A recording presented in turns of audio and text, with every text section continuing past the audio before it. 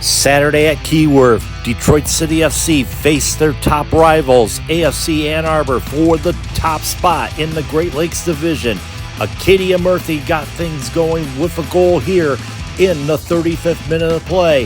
However, AFC Ann Arbor answered back. Mariana Beretta with 2 goals to secure the victory. Now, Detroit City must win out to even consider getting that top spot in the division. Their first step, a trip to Toledo to take on Toledo Villa, who they handled very easily earlier in the year, 6-0. It's a trip to Paul Hotman Field at the University of Toledo today on Soccer Night in Detroit. It's 2-1, Detroit City FC! Detroit City FC makes history, reaches the summit, and claims the 2024 USLW League Central Conference Final. Tonight, from Toledo, Detroit City FC travels down to Paul Hotman Field to take on Toledo Villa.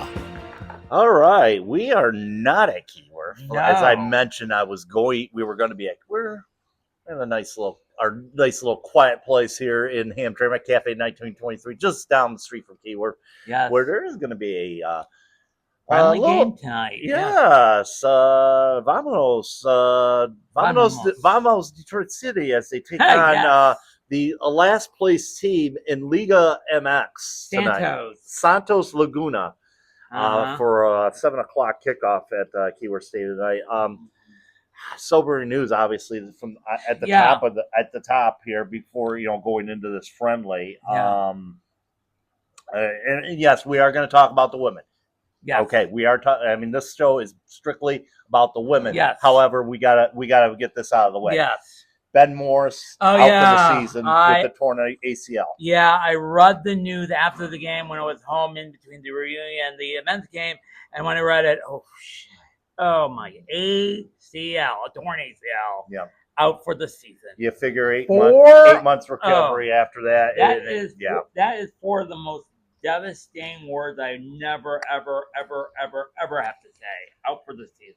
Yep. And he didn't suffer in game. I heard it was in training, right? Yes, it was. It was in training during the week, and Sean Spence mentioned something about. I think Garrett mentioned something to me about it Wednesday during the women's match, and then I obviously ended up breaking the news on Soccer Night in Detroit, our after hours on Saturday night.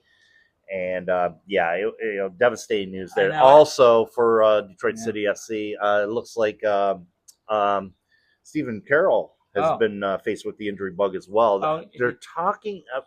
We can't really speculate what's going on, obviously, but he's been suffering knee issues, and that's why he's been in and out of the lineup as well. And if you watch that Portland Hearts of Pine Jaeger Metro Cup game, he got knocked hard. He was limping. He didn't start a couple of games. He's been on sub list. He started last week, but I hope it's not serious.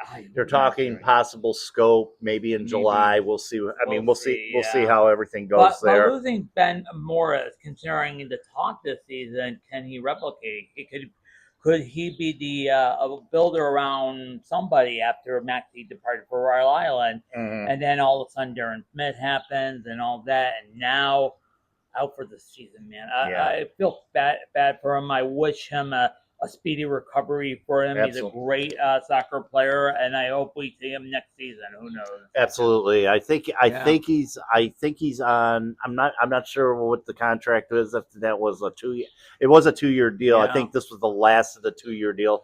So we shall see what happens as far as that goes. Another player that's been injured as well, from what I have been understanding, is Jordan Adebayo Smith. He's been suffering, and nothing's been disclosed as far as that goes. As far as we know at this point. Where's Savannah Bell from ESPN, the injury special winning here? Not in the USL, obviously, but they've been knocked. I don't want to speculate what that leading to their little losing streak, which we just finished last Saturday with a 2-0 victory against Miami. big win. Yep. The Herrera was on Team of the Week, as Yep. well as oh shit, you're gonna have me.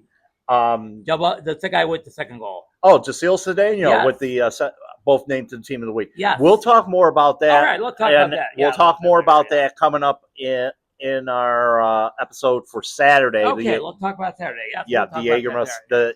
We're going to do 2 separate episodes for Saturday. This show is Wednesday only with the Red League and the women's game and Toledo Villa. Yeah. So, okay. I mean, so basically we're going to do a separate Jägermeister Cup show in a few minutes. We're going to record that, get that in the can. We'll let you know more as far as that goes on Saturday. As far as today goes. Oh, yes. Let's talk about the big one. One of the big ones. Let me tell you, it will be decided over the next 4 days, the Great Lake Division. Definitely will be decided the next 4 days. AFC Ann Arbor holds a 1-point lead over Detroit City FC, with Kalamazoo tied in points with Detroit City right now at 16 points. And I think after beating I believe they did win last night. It has been updated. Yeah. Yes, a 4-1 victory over Midwest United. Yeah. Over at their complex in Grand Rapids. So Midwest United has fallen on turn 4 and is out. Yes, pretty much that. Pretty much out. The last 2 opponents Kalamazoo's still in this race. Yes, so yeah. Very much so in this race. They're 1 point behind as well as Detroit City. However, their points per match right now is at 1.78, where ours is a 2.00. And that we'll talk about more on Saturday should things fall where they may. The scenario is Detroit City went out. They have a good chance of capturing this division. Yes. However, we need a little help. Ann Arbor. Yep, we need. Their last 2 games is against Union FC Macomb. I hope I'm saying that correct. That is on Friday night. And on Sunday night, the title could be decided in Ann Arbor against Toledo Villa. Toledo Villa is the last opponent for us and our FC. Oh, brother. Yep. And, well, not really the last, but our last opponent will be Kalamazoo. Our last on Saturday. But today we're talking Toledo Villa. We beat them by a score of 6-0 the first time around. Oh my God, that was a shellacking. I think most of this. Most of it. I think there was like a couple more goals in the second half or whatever it was. Trying to go back to where our game is. I was looking at AFC Ann Arbor. Let's look at that one. But yeah, that 6-0 shellacking there for Detroit City is like, they were getting. It was like you get a goal, you get a goal. Kate Childers had 2 goals in that matchup. Let me see here. That's the lineup there, but Kate Childers had a goal in the 2nd minute of play.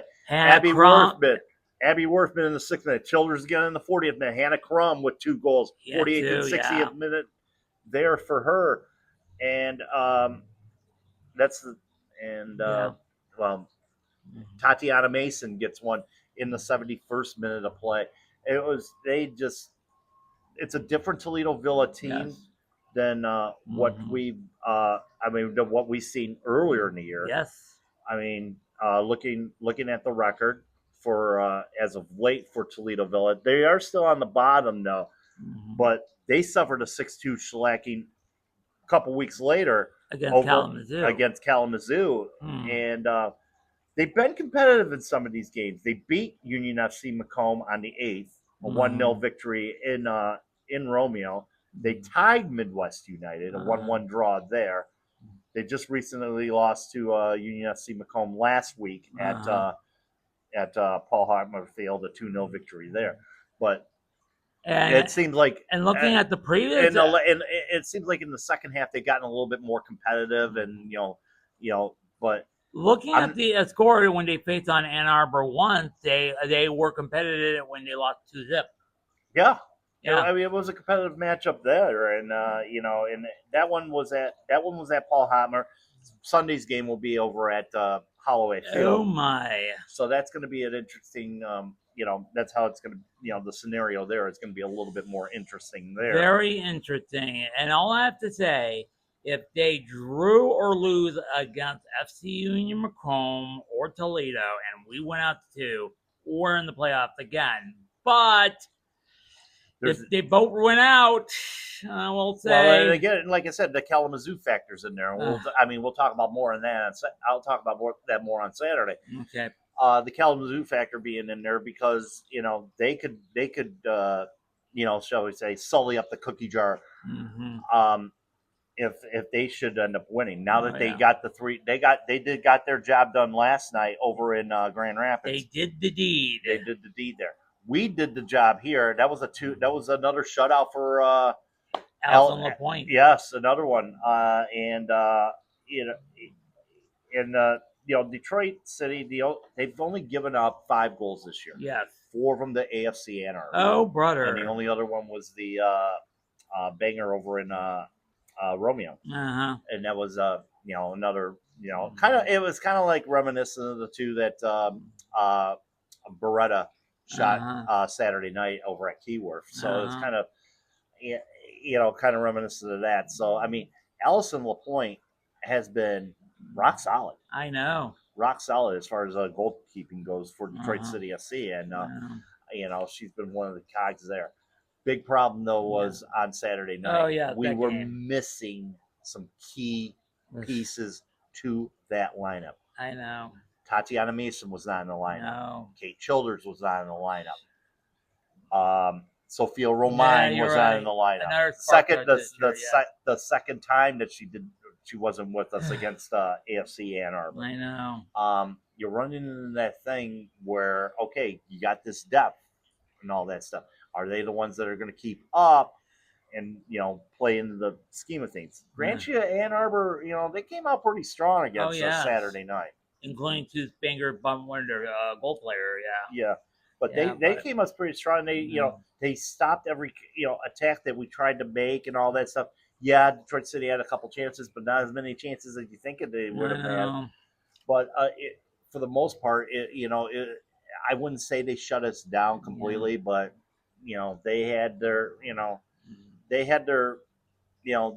game set in mind, kind of like that first match in Ann Arbor. They had their set in mind. Okay, we'll give up that first goal, but we're coming right after you after that, and we're going to come at you in droves. And sure enough, they did with 2 outstanding goals outside the box by Beretta there. Yeah. So I hope Detroit, the ladies are not pushing the panic button, considering that now they're behind the 8 ball.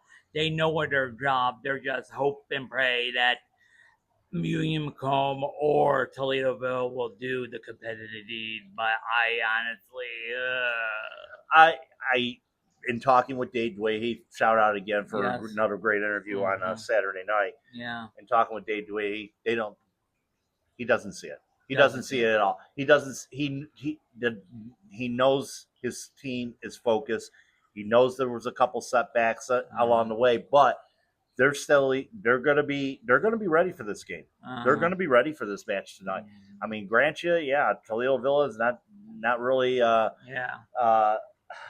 lighting up the scoreboard. No, but they know what's at stake. I know. They absolutely know what's at stake, and they know what they have to do. They have to win out. They got to do their job first. The way the schedule is being planned out here, we got a game tonight. Ann Arbor and Ann Arbor's Ann Arbor on Friday night. Yep, Ann Arbor's got a game on Friday night at Barnable. Then we have a game Saturday in Kalamazoo. They have a game Sunday against Toledo Villa at Holloway Field. So it's going to come right down to the wire. And the thing is here, the formula for Detroit City is win out, Ann Arbor drops points. Yes. And if Detroit in City, one of the games, in one of the games, if Detroit City ends up winning this game, they take advantage right now. I said something about the tiebreaker and all that stuff, but if they get 1 point, so that'll put them at 18. We get 3 points, that'll put us at 19. You're right. So and don't forget, Ann Arbor holds the tiebreaker because of the 2 victories against Detroit 2 City FC. clean sweep. That's all we have to say. Yep, and in order for Detroit City to make the playoffs, because only one team from each division makes the playoffs. They got this year. one golden ticket for this season. Yep. Can you imagine the U.S. yells we're warning them the golden ticket? Congratulations, you won the playoffs. What an adventure for a month before the championship game. I'm sorry, little Wally Wonka. Remember the script on the golden ticket? Yes. And then there's no guarantees. No, I mean, we got July 4th weekend open at Keyworth. Oh yes. We basically have July 4th weekend open at Keyworth. Should we make the playoffs? Should we? Yes. Should we make the playoffs? So maybe a Central Conference championship on July 4th week. You know what? Skip the 4th. Play the games on Thursday and Saturday. I'm good with that. I'm good with that too. I'm good with those. The 4th of July. I'd be good with that. There's going to be a lot of Fago fireworks coming. Yes, I'd be good with that. But then again, first things first. You have to make the playoffs. You have to make the playoffs. And that shall be remain to be seen. But 7:00 kick tonight down at Toledo Villa. Sports Engine Play has the game for you. And one more thing, if you can't, I know I do this on Sports Engine when I type in and you say game not today. Go to the USW website and click watch, and they have all the teams alphabetical. They're playing at Toledo Villa. Scroll down, click on Toledo Villa, and you're there. Yep, exactly. Not sure if that game's going to be National Soccer Network. National Soccer Network, except for the guy that did the call last week for the game against Midwest United. Yes, I saw that game. Concentrate on the game. I know. I mean, we're sitting there, we're watching. Some of those people that are watching it, especially the City Faithful, are watching Detroit City FC versus Midwest United. They don't give two crap about the NBA Finals going on or the Stanley Cup Finals going on. Or I mean, some of them may care about. Don't concentrate on the match. Yeah. And have your guy broadcast from the venue. Why, he was not broadcasting from the venue? No. Are they using the soccer? The guy was from Indianapolis. Oh, right. Indianapolis. I mean, seriously, I don't care about the Indiana Pacers. I know. I care about what's going on between Detroit City and Midwest United. I know. I'm glad I got footage of the goal of Sophia Roman, however, instead of using you probably know, all the pro sportscasters do this a lot. And by the way, Neil Rowe will be doing again this Saturday too. By the way, cheers to a new game day. By the way, we're proud to do that. Liz Lemonade. It's still lemonade season, everybody. Although it have cooled down, by the way. Yes, it but is. But game back, concentrate on the game. Yeah. I know. We know Neil goes down to Miami, Fort Lauderdale, or wherever it is that they do for what do you call Fort Lauderdale, for the USL and all that stuff. But at least concentrate on the game. And the guy's sitting there in Indianapolis. And how many? You watched the game on last Wednesday night? Yes, I did. How many times do we have to do a split screen with an unimportant game down in Toledo? I follow it. You know what I mean? It was against one of our rivals, and you're right. It was an unimportant game. 5th and 6th place teams. Yeah. I was switching between the game and the game against Ann Arbor FC. Yeah, that was more important. That was not involved on the national. No, you're right. That was not involved. That was not on the National Soccer Network, so to speak. But I mean, if you were going to split green net. But I guess there's certain teams that are affiliated with National Soccer Network, and they're based out of Shelby Township. I know, and they do a good job. I think Neil's done some work for them. Yes, they've done a good job, by the way. Yeah, he's done some work for them as far as some Detroit City stuff during the week and all that stuff. I think that I remember that. And also on Univision Telemundo, they also broadcast from it's called the game from a studio as well. Yeah, true. Well, a lot. Yeah. I mean, that's just a practice that. Yeah. But I mean, I think this guy that was broadcasted on last Wednesday was broadcasting probably from his home in Indianapolis. And not on a game in Grand Rapids. I know. I mean, don't mention it. Ugh. And even Neil said Neil doesn't mention that he's broadcasting from freaking Fort Lauderdale during the match. No. It gives you an illusion that, yes, we're there at the Yes. actual game, but actually he's in that room with a bunch of monsters, including the all 11, all 22s, and Yep. all that, Thailand, all that. So Yep, and he's got Ross Davenport usually works with him. Great analysis. yes. Great person doing the analysis. You're right. So yeah, But needless to say, catch that game on Sports Engine Play tonight, Yes. and that'll be at 7:00. and they will focus only on soccer. Yeah, So, I would hope so. on road. Yeah, You're right. and it's just one match from the Villa of Toledo, Paul Hotmer Field at the University of Toledo. Toledo. Okay, so since it's the end of the year, Yes. and it hasn't been posted yet by the Not club yet, but it will. or Northern Guard. Yeah. We gotta start thinking about awards. Oh yeah, for the ladies. Yeah, Yes. absolutely for the ladies. Black Arrow obviously is named after Gil Heron. Gil Heron. Yes. Yep. Player that a legendary. I was gonna say a legendary icon for soccer, in one of the legendary icons of soccer in America. First African American born player to play internationally for Celtic. And Celtic, one of Yes. your favorite teams. Yes. Yeah. And by the way, and- relative of the legendary poet singer Gil Heron. Absolutely, yes. We almost saved Detroit. He was the original one, which was remixed by Junior about a decade ago. Yes. Still a great video, by the way. Yes. So I mean, fantastic. Like I said, fantastic soccer player. Like I said, he was one of the first African American. He was like a trailblazer. Yeah. He was one of the first prominent African American players to play the game. And like I said, he was with Celtic, and grateful that our supporters club is named after him. Oh, You know, the Northern Guard? No, Oh. the Celtic supporters Celtic club. supporters. Yes, Okay. and Okay. we're grateful that the club has Adopted the Black Arrow. as the award. They do it for both men and women. Yes. As far as the women go this year, who do you see? Who would you see personally as your like? I'm not going to go top three. Okay. Don't give me your top three. All right. Who would you see as your standouts for the Black Arrow Award? My stand-up for the Black Arrow, I would consider Hannah Crum. She scored 4 goals. She had a couple of braces. You know what I mean? She's a happy-go-lucky defender and goal scorer. Plays in the style of Danny Evans. Danny Evans. Yeah, and I'll tell you what. I mean, and it's hard gritting style, very hard gritting style, and she's, I mean, her energy out there, happy go lucky. She loves to play the game. I mean, that's a damn good choice for you. I mean, well, if you remember when she scored the goal in the championship game last year, she jumped up and down. That's kind of iconic. Actually, it was not Hannah Crum. It was not Hannah Crum. No, who was that? I forgot.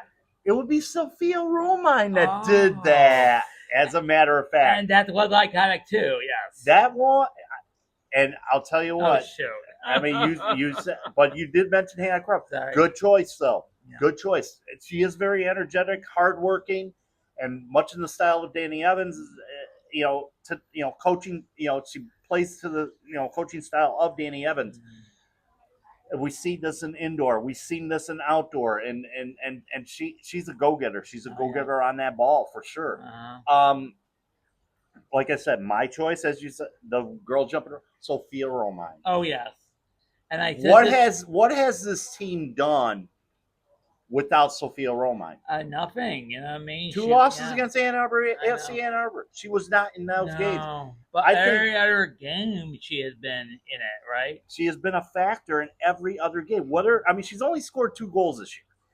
However, her presence on the field, the fact that she can facilitate the ball into the 18, for players like Crum and Childers, and all those, Kayla, not even, I wouldn't say Kayla Addison, because Kayla Addison scored in the first game, but the ability to get that ball facilitated into the 18, we saw that, and I'll tell you what, that first game against Toledo Villa, you saw a turnaround as far as what Detroit City could do, and her being out there, even though she did not score a goal in that game, her presence out there and making sure that the ball got to whoever got the ball and put it into the net. I mean, the offense just instant spark plug. Instant spark plug for her. I would say that would be my top choice as far as that goes. Yeah, and also, and like I said on the last show, Sophie remind me of Sydney Bluepets, who played a part of the forgettable 2020 season because it was done in empty stadiums after COVID. Three-game season. And don't forget, she was on the team for a full season about a couple of years ago. She's a good defensive player that Sophie reminds me of. You know what I mean? Yep. And I mean, she's. I mean, they classify her. I believe they classify her as a mid, not a forward. I'm more of a midfield type player, but like I said, a great facilitator on the ball, and I think she's, but absolutely brilliant as far as that goes. Another person to consider. Who do you think would be another person? You just mentioned it, Alison Lapointe.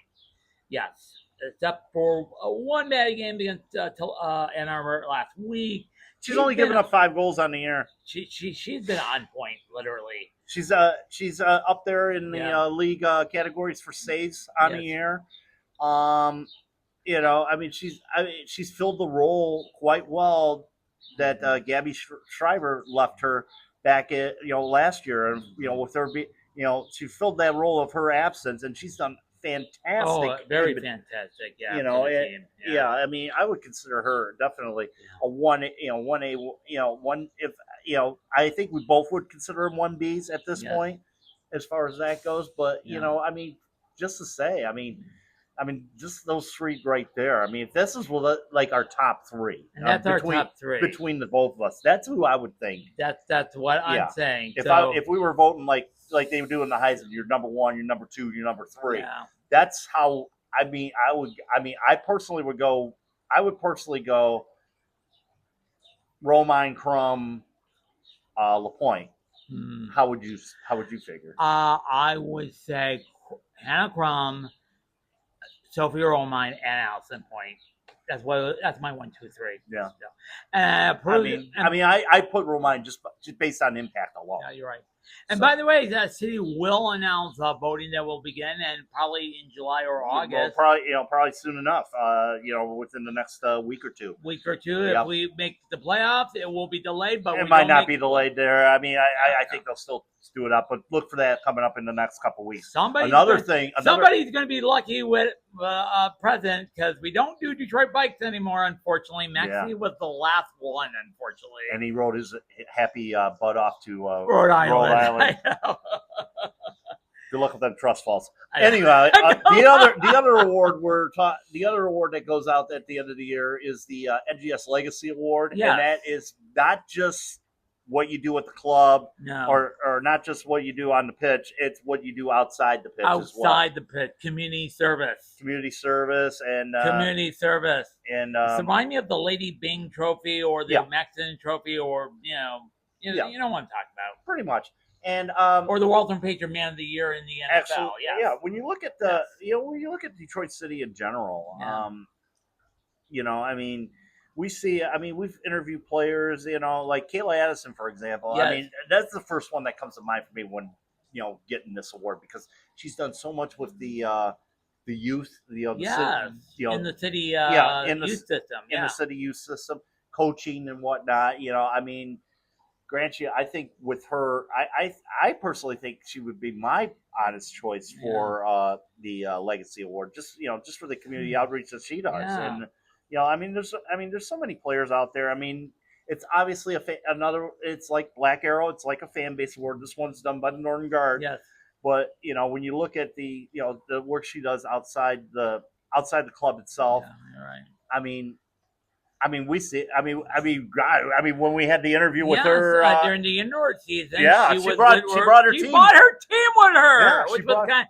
And me and we were lost in that team, literally. Yeah, exactly. It was, it's like she loves those kids, and she loves coaching those kids. And there's a lot of players that do their functions and all that, and she's one of them. Yeah, you're right.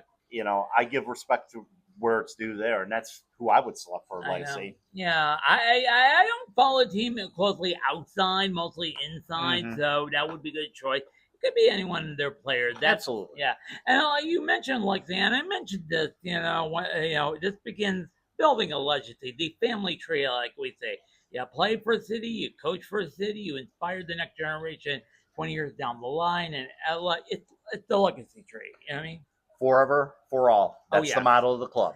I know. So yeah, So- so that will be Yep, exciting. that'll yeah. be coming up as well. Yes. Look for that on the socials and all that good stuff as well. And let's get going here. We got the picks coming up. Oh yes. I was very hesitant on Saturday with the men, Yeah. as you know.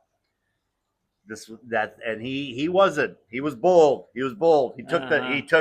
He took it to the next level. He got the win. So now we're back to a 10-point deficit. I know. Needless to I'm say, always good at these. needless to say, we're going to share our predictions on the other one later, so it's going to be an altered one. But other than that, tonight, how do you see this one? The game against Toledo Villa, I'm gonna say this will be good for Pride Razor. I'm gonna say a 5-0 victory or 5-1. Detroit needs this game. I don't Oh, care yeah. if it's 2-0. I don't care if it's 5-0. I don't Or care if it's 7-0. 10-0. I don't care if it's 1-0. They or need these points. 13-0. They Remember need that World World God. Cup? I know. I think we had had that against the Cleveland Force one time, Probably so, yeah. or Midwest or what's that? Michigan Live, whatever yeah, it was. a long time ago. Yeah. But my thinking is it's going to be. I don't care what the score is going to be I tonight. know. Allison LaPointe is going to get a clean sheet. Detroit City's going to come away with the victory, and then it's your move, AFC Ann Arbor. What are you going to do with checkmate. It? What's your move? No, it's not check. It won't be checkmate No, yet. not yet. No. By Sorry. far, it won't be checkmate. I think it won't be checkmate No. until Sunday afternoon. You in my personal Okay. opinion. Yeah. But And speaking of Pride Razor. let's look that up right now. Can we get a timpani? Oh yes. Can we get a timpani? Yes, I know.